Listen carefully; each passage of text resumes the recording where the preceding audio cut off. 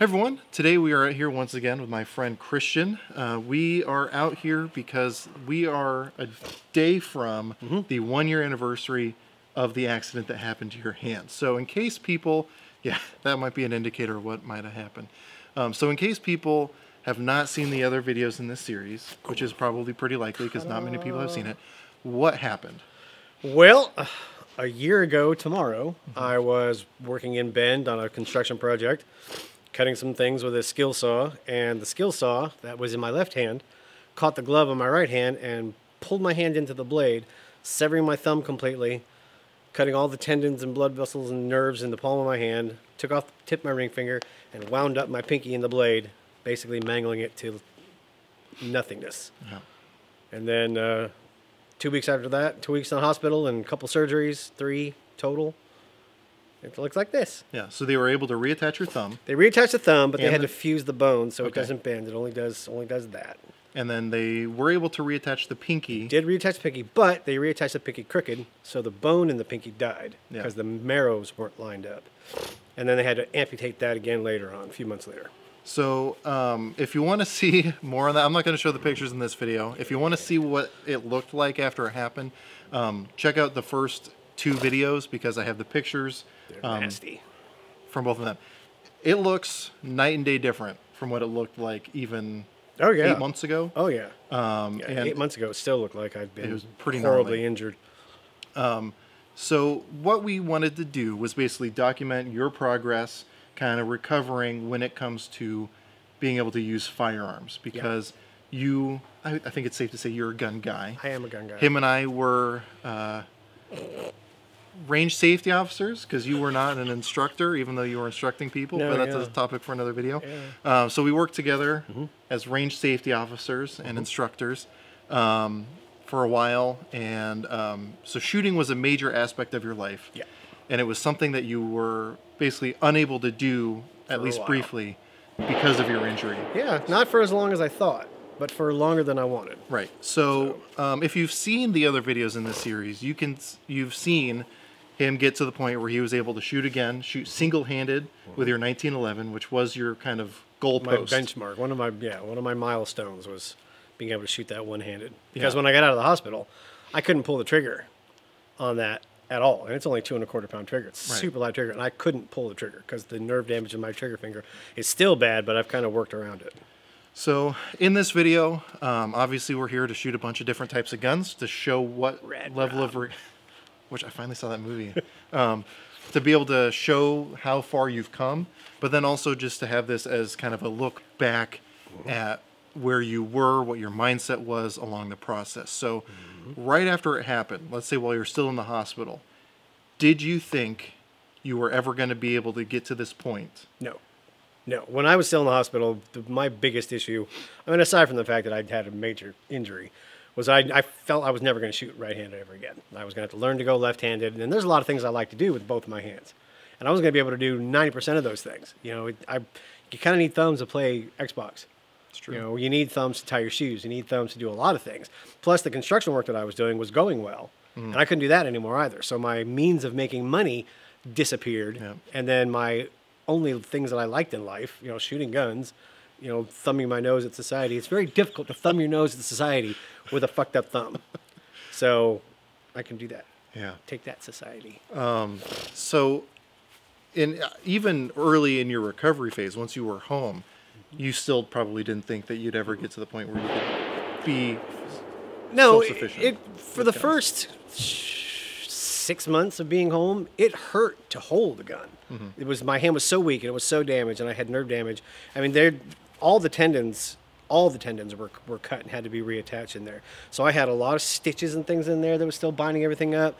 A lot of sections of tendons were missing, so they had to pull the tendons really tight to get them. So my hand wouldn't close all the way, and it was so messed up that I didn't know that I didn't think I was going to do anything for a good 6 months. So Now, I if got you fat and depressed. yeah. So, and if you don't mind talking about it, can you go into what your mindset was as a result of that at the time?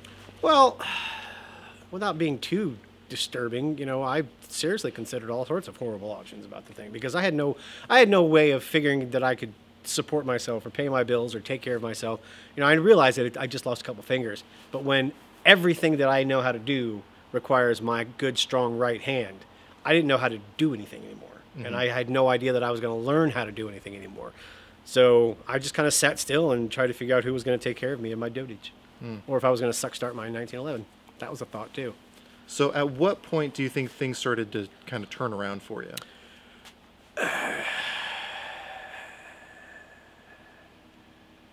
I would have to be honest to say that when we got on the range, one of those first couple times we did videos, and I was able to put a gun in my hand and pull the trigger. I didn't do well, but I got a gun in my hand and started to pull the trigger, and I figured, okay, I can sort of do this now. So I started practicing and practicing and practicing and practicing at home. A lot of dry fire drills, a lot of snap cap drills, a lot of manipulation drills, and I couldn't do them well. And I did throw my gun across the room a couple times. I realized that is an unsafe thing to do, but I was frustrated. At least I didn't hit it with a hammer, which is what I usually do with things that get frustrate me. That's fair.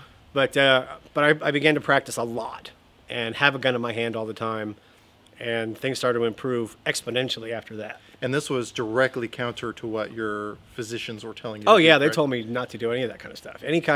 No, they wanted me to rest it and rub it every day and do some slight stretching exercises. I told my physical therapist that I've been shooting, and she got really upset.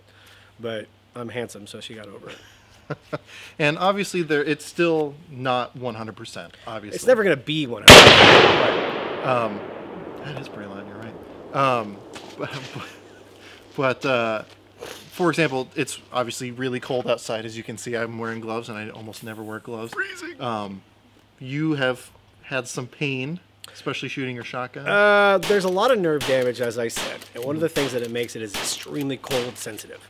So cold really affects it because the capillaries, the blood vessels in my thumb were all severely cut.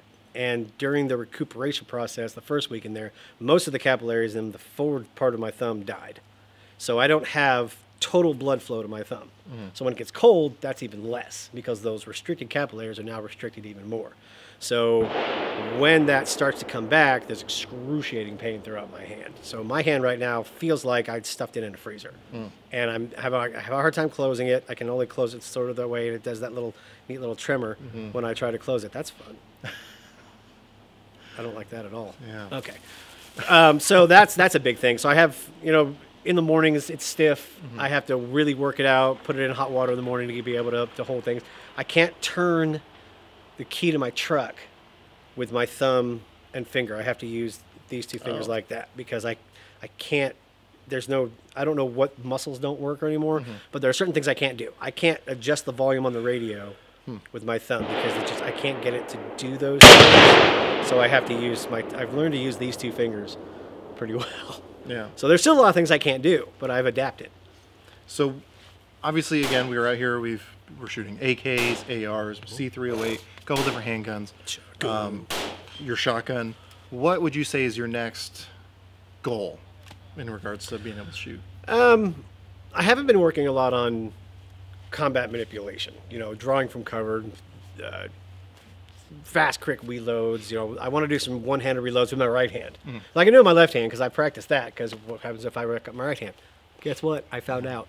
Anyway, so I want to be able to do some one-handed reloads with my right hand because, God forbid, I get shot in the left arm or left hand or something, and I can't do those things with my right hand in its diminished capacity. Sure. So I've got to really practice that kind of thing. I'd like to get, throw the in the waistband holsters on and start working those things because that requires a lot of dexterity and a lot of really good tactile feel to manipulate. I want to do some night shoots and do everything blindfolded or in darkness, that kind of stuff.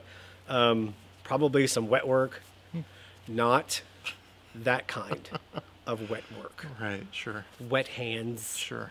Slippery hands. Sure. Fake blood stuff. Those kinds of things. Jesus. So I'm gonna have the NSA on my doorstep tomorrow. So, as we said, there was a period of time, a long period of time, where you never thought you'd get to this point, and yet here we are. Obviously, still a ways to go, but a vast improvement over where you were a year ago. Is there anything you would say to someone watching this video who may be in a similar situation where they have some sort of injury or disfigurement or anything like that that is preventing them from doing something they used to do? Do you have any words of advice to someone like that? I do. There are some injuries that will prevent you from doing things, period. I mean, there are things that I just simply cannot do. I used to be a swordsman. Used to train Japanese sword stuff. I can't hold a sword anymore because the the pinky is a big deal of guiding a sword. Any of my blade work that I used to teach, defensive knives and shit like that, I can't do that stuff very well anymore because I can't hold the knife properly. I mean, I can ham fist it, but I can't carve things. So there's a lot of things I genuinely can't do. But there's a whole bunch of stuff that I can do. And if I really put my mind to it, I can kind of get that stuff working. You know, it's just a simple matter of decide what you want to do and figure out how to adapt what you can't do into something you can do, which is what I've had to do with all of this stuff. You know, my SIG, I couldn't hit the mag release with my thumb, which bothered me. And I worried about that. But then I looked up a video, and you can switch those things to the other side. So now I hit my mag release with my trigger finger, which took me a long time to figure out how to do that quickly. Because I'm taught when you're doing all this stuff, your fingers straighten off the trigger. So I had to completely retrain my trigger finger to not jump out there and throw a go up, so that it's now moving back and hitting that mag release, because that's moving your trigger finger when you ain't supposed to. Right. So for 25, 30 years of gun training, I've been taught to keep that trigger finger straighten off. Right. And now I'm having to retrain to do that. So that's one of the little things, you know, and I haven't tried to do a lot of manipulation with my shotgun, you know, haven't tried to do the combat loads, things like that. I did notice I had a really hard time loading it properly because my fingers just don't seem to want to work right. And it's cold, which makes my hands stiff. With gloves and everything. I live in Oregon, it's going to get cold. I can't wait for, you know, good weather to have a gunfight. Sure.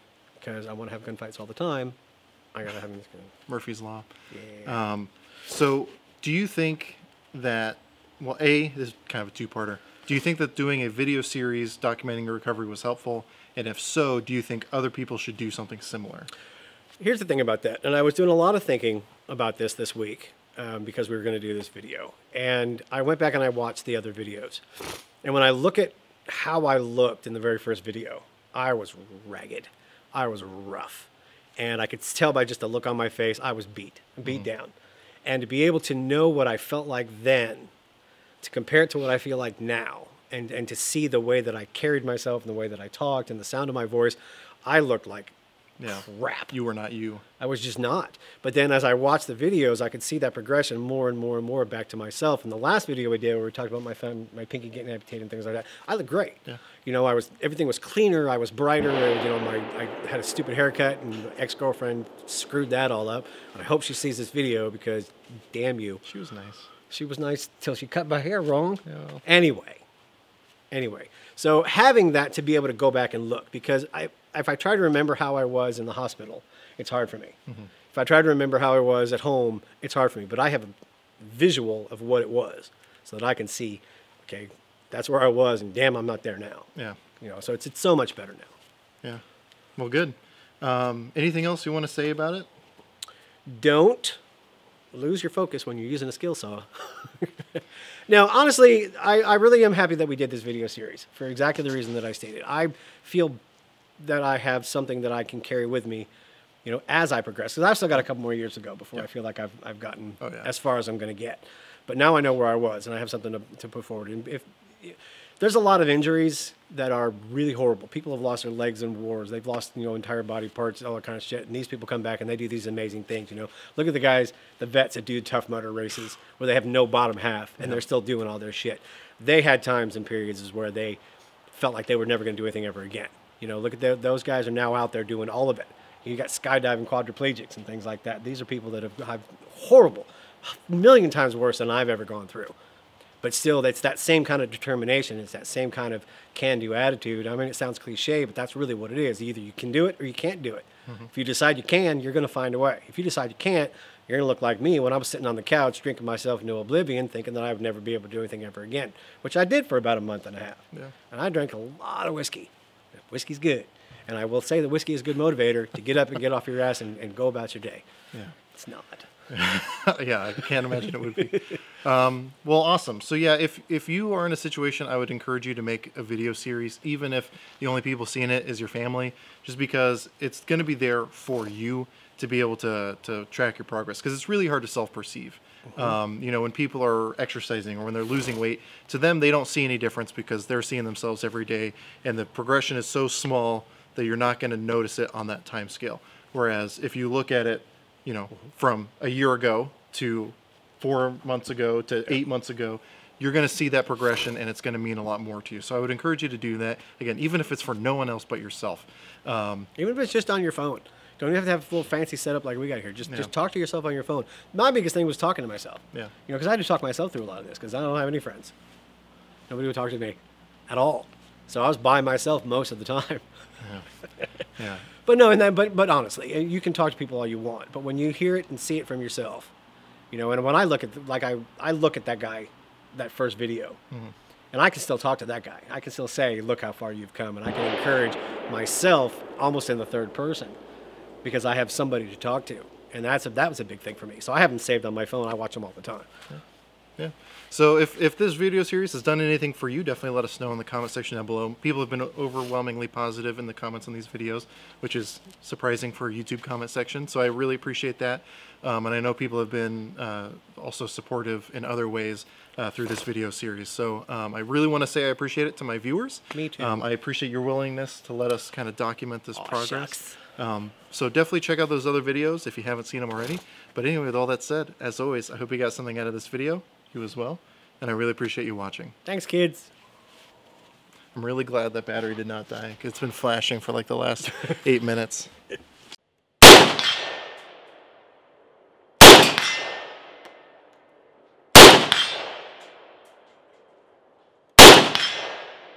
it.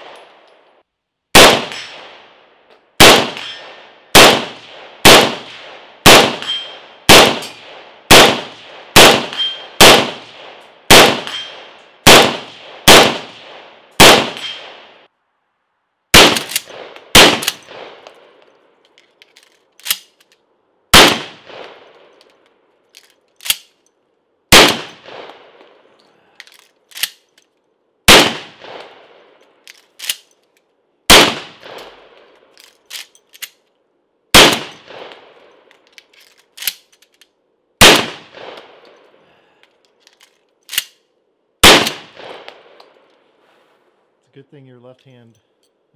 Ready? Yep.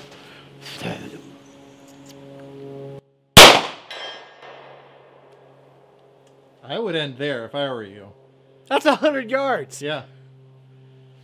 All right. It's Like the one time I shot at a clay pigeon with a rifle. Yep.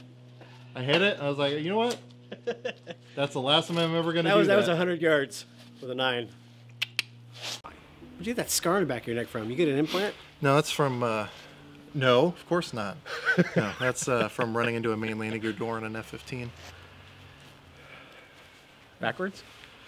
No, well, so what happened was we were actually sent out to the jet to close the main landing gear door, because even though it's not a issue, because as soon as the jet starts up and the hydraulic fluid starts getting pressurized, the doors close on their own. So in a lot of bases, if the doors are open, no big deal. You just put a lock in it, and then if you're about to launch the jet, you take the lock out. Everyone's aware of it, and it's not a problem. As soon as the jet powers up, doors close.